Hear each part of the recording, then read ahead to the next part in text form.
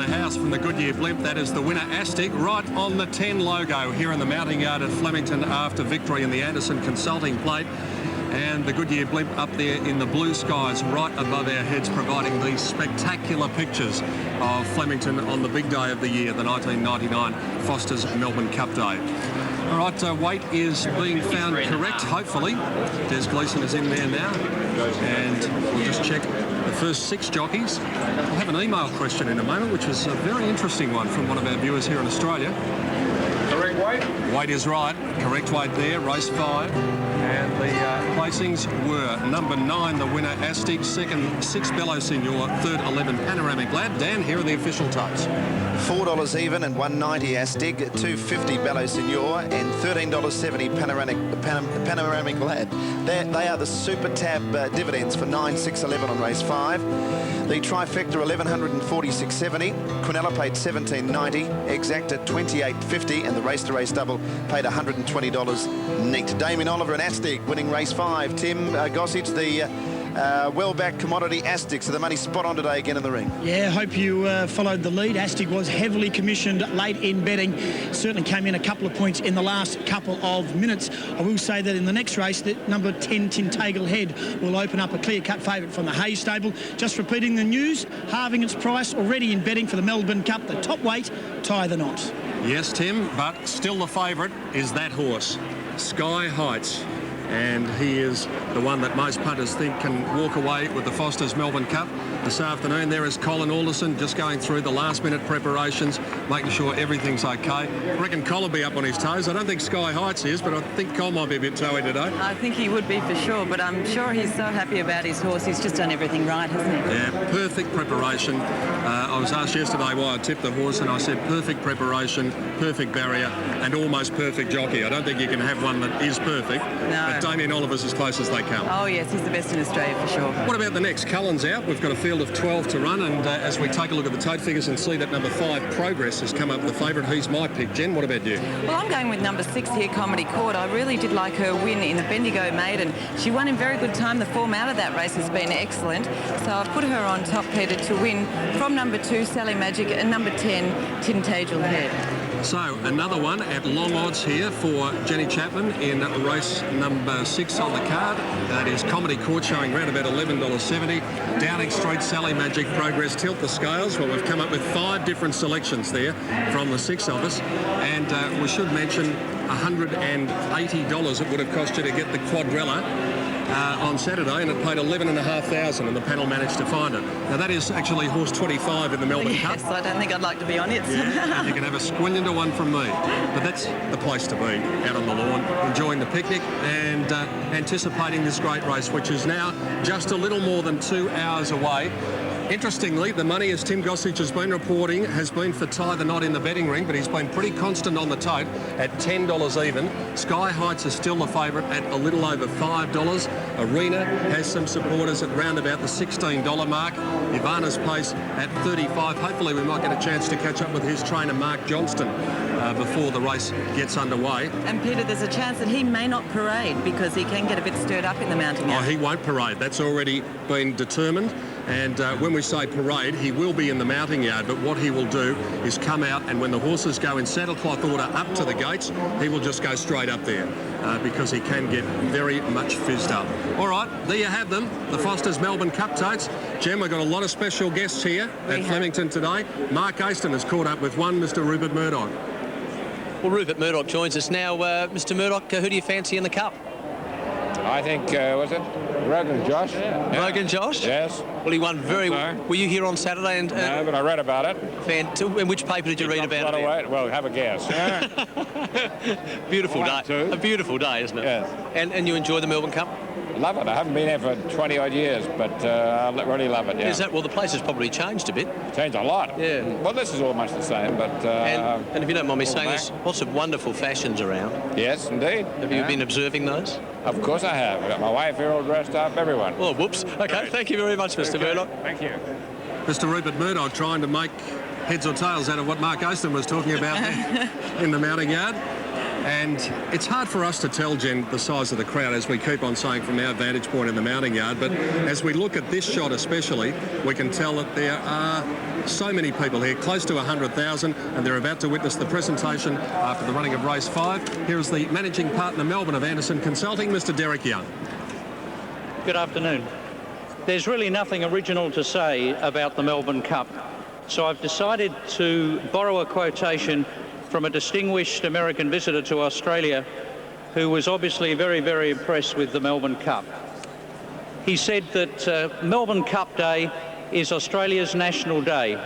Cup Day and Cup Day alone commands an attention, an interest and an enthusiasm that provides universal support in Australia. Melbourne Cup is supreme and it has no equal. And when you look around Flemington today, I think you'd agree that he got it right. Anderson Consulting is delighted to be associated with the Melbourne Cup Day and congratulate the VRC on putting together another wonderful Cup Carnival. On behalf of my partners, I would like to congratulate the owners of ASTIC, and Mr. Marnie Beret is going to take the Anderson Consulting plate, and Lee Friedman, the trainer, is going to say a few words. Thank you. And we congratulate Anderson Consulting and all of the sponsors who take part in the Melbourne Cup Carnival here at Flemington. Next race is about 24 minutes away. There is a riding change, and that is number 9, Dwiss Card. The rider will be Craig Williams. C. Williams aboard number 9. In the upcoming race, the Schweppes 1000, they'll dash down the straight at 1:45 Eastern Daylight Saving Time. Back to the marquee where the Chappers is cold and Sandra Sully is hot. Hot and very excited, PD. You know, it's just a couple of hours away to the big one. Race 8 on the card today, 10 big races. But the big one, the Foster's Melbourne Cup, just a little while away. You know, we have viewers not just around the country, but around the world watching. I made a bit of a mistake before. Our email address is thecup@network10.com.au. But we've had a couple of messages, and thank you so much for dropping a line to us. Let's give a cheerio to Jan and Robert Brown at Farewell Station in Outback, Queensland. Great to have you with us. Cooking some champagne for lunch, and the champagne, cooking some chicken, I would have thought, for lunch, and the champagne is chilly, just like it is around here, actually. And to all our troops in Dili, we've had an email from our troops in Dili to Davo, Richo and Zorro in Dili. You're backing Labille. To all the troops in Dili, fingers crossed you keep safe, but more importantly, stay put and enjoy our Melbourne Cup coverage. Let's cross now to Lynn Talbot with some very passionate people. Indeed. Look, I tell you what, it's all happening down here. You just never know who you might rub shoulders with. And I'm rubbing shoulders with two fine British actors, Linda Robson and Geoffrey Hughes. And that was a harrowing ride on the golf buggy from the Channel 10 marquee to here, wasn't it? It was. It was terrifying. Luckily, it wasn't very far. Very exciting. What are you making of all this? This is your first Melbourne Cup. Isn't this fabulous? I mean, the weather's fabulous. The fashions are absolutely amazing. And it's bizarre, great. some of them. Oh, some of them are bizarre, yeah. Now tell us about a passionate woman. You are her. You played the main lead role. I am the passionate woman, but you'll have to ask my husband if I'm passionate. Geoffrey? Well, I think she's passionate, but we have a problem. My part is I play the husband, and unfortunately we've got Paul Mercurio in the show who plays the lover, so I'm having to work very hard. Is he great to work with? Lovely, very nice. It's been great. And I get to dance with him as well. I mean, it's a very small dance, but yeah, he choreographed it, and it's great. Yeah, it's lovely. Now, Geoffrey, you're known for many productions on West End and also your TV roles. I suppose most people in Australia will know, the older people will know from Coronation Street, and more recently Keeping Up Appearances. Mrs. Bucket, she'd have been at home here, wouldn't she? Well, I know that you're going for the internationals, so best of luck with your horse choices today for the Melbourne Cup, and best of luck for A Passionate Woman, who plays this week at the Comedy Theatre. Make sure you get there.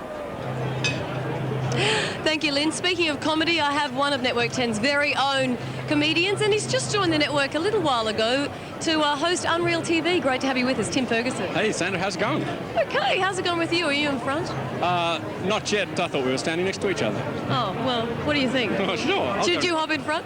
Yeah, for sure. No. Now, I've got a couple of tips. All I'm a fan of Indian food, so I'm going for Maritpur, Lahar and Rogan Josh. All three of them, trifecta. Well, good luck. Have you been to the carnival before?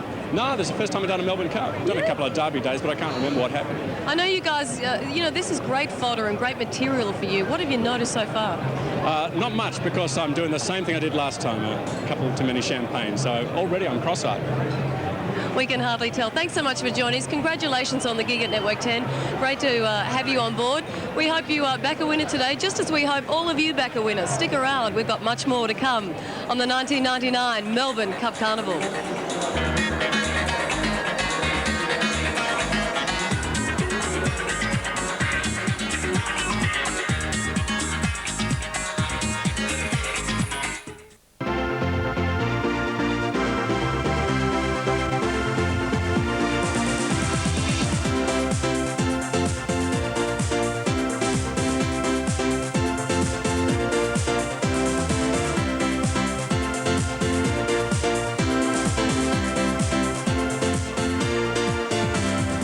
Welcome back to the Melbourne Cup Carnival. Joining me a couple of Neighbours stars, Brooke Satchwell and Daniel McPherson. Great to have you both with us. Brooke, you won Best New Talent last year. Daniel, this year. Any rivalry still going on?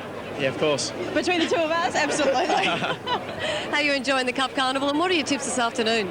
You start first, you've got more knowledge All right. than I do. Frankie Dettori on Central Park, watch out. Yeah. I like the name Bohemian, so I'm going for number 15. Now, Brooke, you've been a couple of times before. What about you, Daniel? What are your impressions so far? Oh, it's fantastic. It's the sun shining, everyone's dressed up, the women.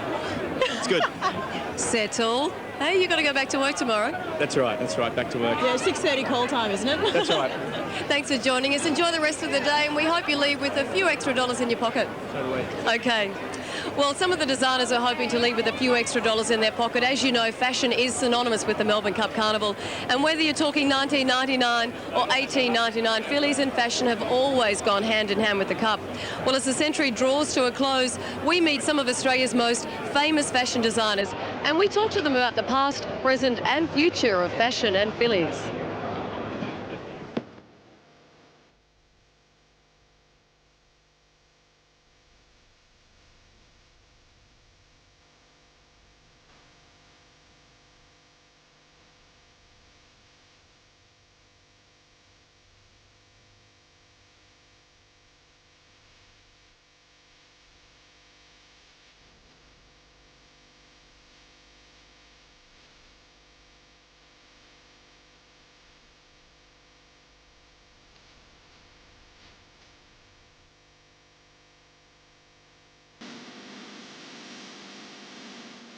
Well, when you look back now, they're a little bit obvious, and when I think at some of the outfits, you think, oh, did I really wear that, you know?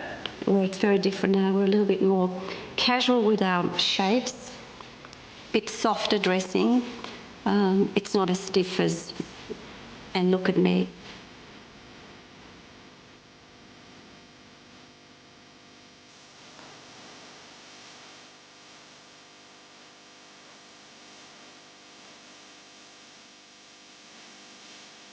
The best time I've ever had at the races was in the 1978 Melbourne Cup, when we went as a group, all dressed in my plastic dresses. I'm not talking garbage bags here, I'm talking couture punk honey. We wore the window dress range, and they were little wet look plastic mini tent dresses with clear plastic windows in them. We had a ball.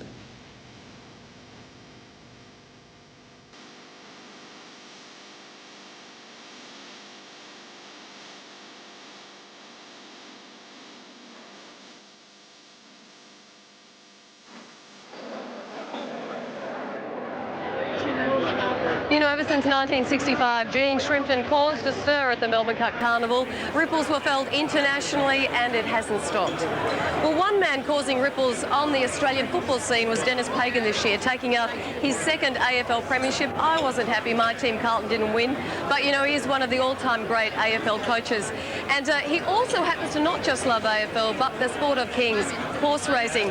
And as top jockey Darren Gauci can testify, Dennis Pagan's tips are worth listening to.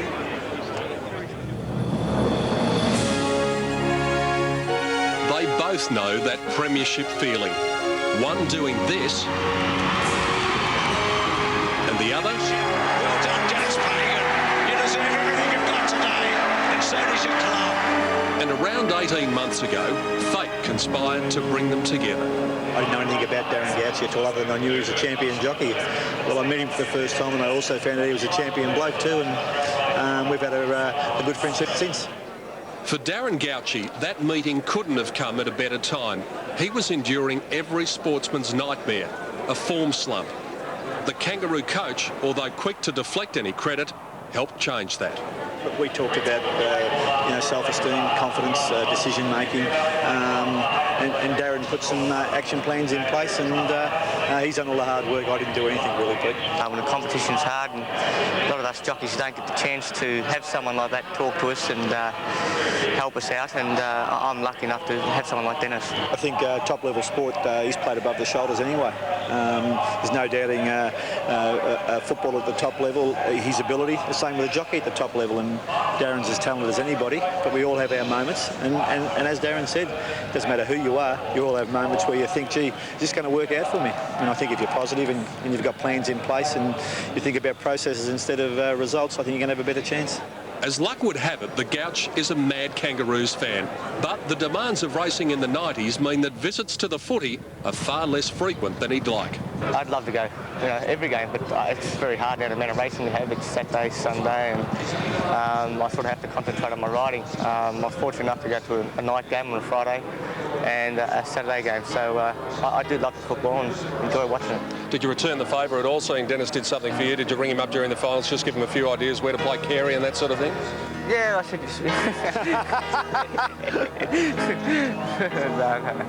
As for the dual AFL Premiership coach, Dennis Pagan looks a lot more relaxed perched high in the Flemington stands rather than those of the MCG. I've got the magic wand. In 5 years' time, I can give you, say, an AFL Premiership, another one, or a Melbourne Cup. Well, if we've won 2 more premierships in the preceding years, I'll take the Melbourne Cup, but if we haven't won any, I'll take the football.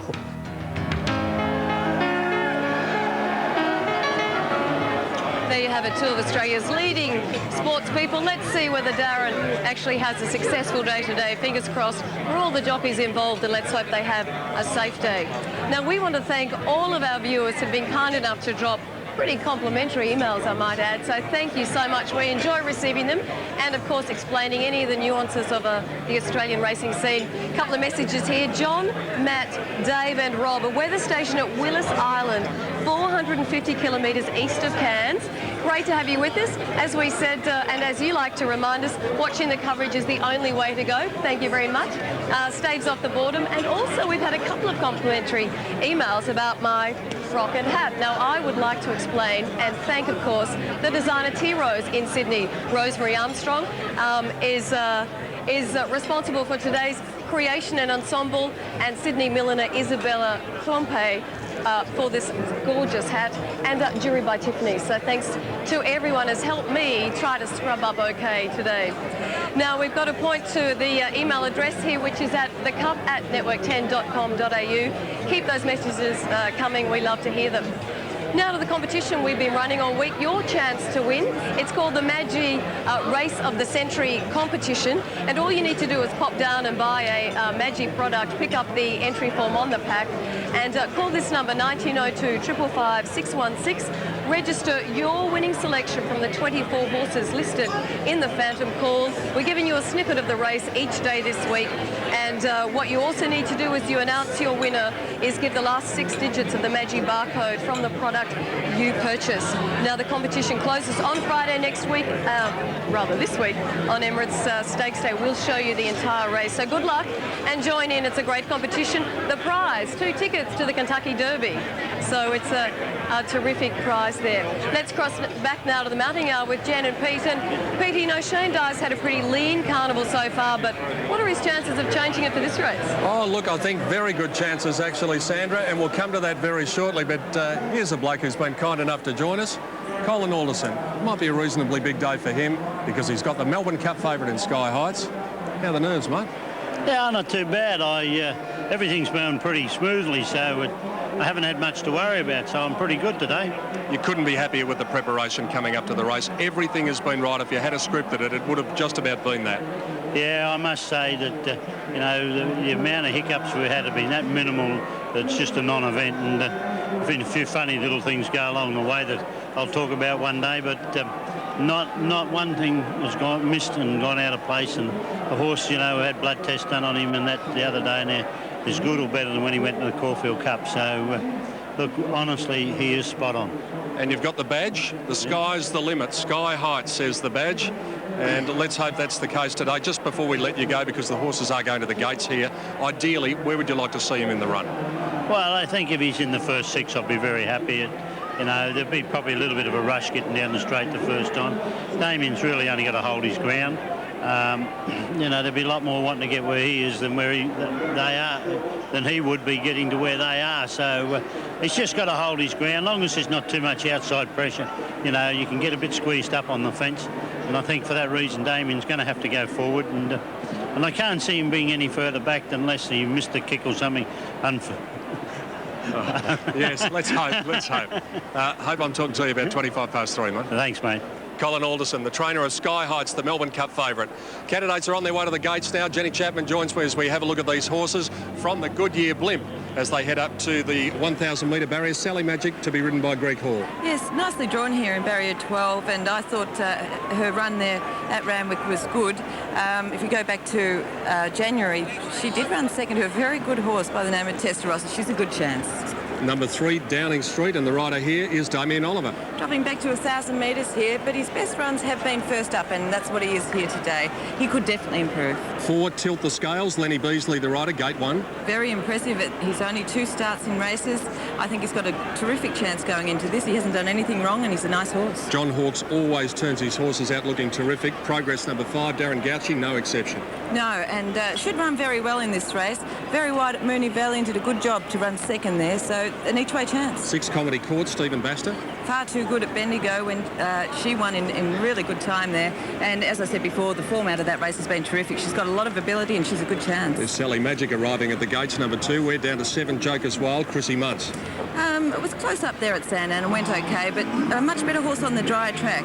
And Jokers Wild has got that here today, so an each-way chance. Just card number 9 is having its first start. Craig Williams replaces Jason Patton. Let's hope he's going to be okay for his Melbourne Cup ride later. Yes, let's hope so for sure. Not seen at the trials, this horse, so interesting. Quite a nice type of horse and well-bred, so a big question mark there. And Tintagel Head, number 10. We believe that's the pronunciation. That's what Peter Hayes told us, and he said, I think it is. Greg Childs, the rider.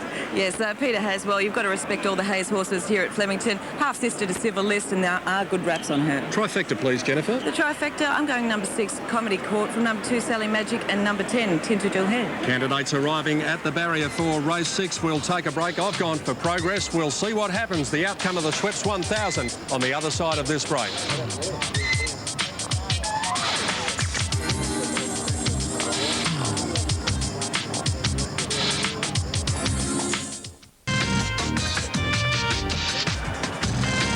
Gates here for the Schweppes 1000. Tilt the Scales is well in contention at 450. Roy Higgins, how did you mark them? Peter, I did like the look of the 11 here. The first starter in Tintagel Head, Robert Sangster's runner, looks excellent. I marked it on top of Tilt the Scales, certainly the 5 Progress, and 6 Comedy Court, 10, 4, 5, 6. Thanks to Roy Higgins. Quick update. Tim Gossage in the betting ring. Massive go for number 5 Progress. Clearly the best back runner for the day, number 5 Progress. There's been a big go for Tie the Knot 2 in the Melbourne Cup. It's halved its price. A lot of that money, though, is from the doubles bookmakers, so that might be a little bit misleading. Sky Heights is still the clear-cut Melbourne Cup favourite. We are live and exclusive from Flemington on Melbourne Cup Day. Dan Malicki and Gary Willits are in the commentary box. And they're all set to go. Race 6 over 1,000 metres. They're off and racing now. Tintagel Head was a little bit slow to begin. They're all going to come down towards the grandstand side. Few of the jockeys hesitated for the first 50 metres. Getting away well, Progress is going to share the lead with Jokers Wild. Also Comedy Court, then Modern. Next was Tintagel Head racing forward in the early part with Tilt the Scales. A little bit ungenerous to run in the early part was Runs to Win coming down the centre of the track all by himself now. Just behind the leading pack we had Jokers Wild in about 7th spot, then Sally Magic, Downing Street, and then came Streamline. Dropping right out of it was Guest Car, and back with it Runs to Win, Corvain third last. Progress just in front of Comedy Court at the 300 metres. A length or so back back to Tilt the Scales, and then came Joker's Wild. Downing Street making ground. It's Progress hard up against the outside rail in front of Comedy Court. Tilt the Scales running on and getting home hard. Joker's Wild. Progress in front. Tilt the Scales coming at it. Tilt the Scales after Progress. Progress, Tilt the Scales and Joker's Wild. Late they hit it. Tilt the Scales, I think, a nose to Joker's Wild and Progress in a good go to the line. Then Downing Street, Comedy Court next in from Sally Magic, Streamline. Giscard made up ground, and then came Corvain. Modern dropped out of it, and then runs to win, and Tintagel Head was dropping right out at the end and has gone across the line last. A photo here between Tilt the Scales, number 4, and it's got up. Number 4 is the winner. That's Tilt the Scales, Lenny Beasley, and it's got there by a pimple and beaten Joker's Wild in Progress. Well, I'm glad that's your job, Dan, to call these, because, by gee, it was so close when they went past us here. And it was a great win because Progress looked right on the outside. There's the one circle, that's Tilt the Scales. It's had 3 starts now for 3 wins. Lenny Beasley really got down to work here. And, by gee, it's got home well. Yeah, it's still a good length behind them here. And it's really put its head out and wanted to win like a good horse. And Joker's Wild's the one that's come through in the middle there. And here they go, just getting to the line here. Very close, just the bob of the heads. But Tilt the Scales has got the money. And Progress 30 was hard up against the rail. Joker's Wild had to switch around it to come through, but Tilt the Scales drew 1, and from what we've seen today, probably on the wrong side of the track, so it had to come across and get through a few jockeys who hadn't really made up their minds in the first 50 metres. Gary, this has been a real good win by this horse. Oh, great win. And as you say, it's come from like 1 to the outside. It's 4 or 5 off here in the green cap with the breastplate on and the white blaze. Joker's Wild's the one that's just switched round the Progress, the other horse there, Ready Cat, and gone to the line good. But Tilt the Scales, all the honours. But the overhead shot, you'd be able to see this, how much they've shifted from the start. And one horse to 12 runs to win. At the halfway point, it was coming down the centre of the track on its own. I think by the time they finished, it was nearly hard up against the outside rail. Yes. It was all over the place. Yes, it got lost completely. Now there they are. There's the 2 horses here. The one right on the outside is Joker's Wild. Tilt the Scales in the green. You've got Progress in front. Now watch Joker's Wild shift here. See how it shifts out? There's no problem there. It is clear of the horses inside. But we'd have a very happy trainer here with the Peter. Gary Kennewell is down here. Gary, congratulations. 3 wins, 3 starts, and 1 of them on Melbourne Cup Day. What about that? Very exciting, mate. Very exciting. Absolutely wrapped. Terrific performance by the horse, because it was just getting away from the rail in the last 100 metres, and sometimes that can cost them ground. Yeah, well, we got the visitors' draw. I mean, we drew, last time we were going to bring horse out, we drew 18 and scratch. Today we drew 1 on the slow side, so we had to go to the outside, and Lenny just done a fantastic job getting him across there. And I thought at the 200, I thought he was a good chance. Then when he went past us in the trainer's stand, I thought, no, he's not going to pick him up. And then the sun started jumping up in the air, and fantastic, mate. You've got some pretty happy owners here. Look after him. Well done. Sensational, thank you. Let's go out to Johnny Letts with Lenny Beasley. Yeah, Lenny, Tilt the Scales, your first ride on him. Must be pretty impressed with him.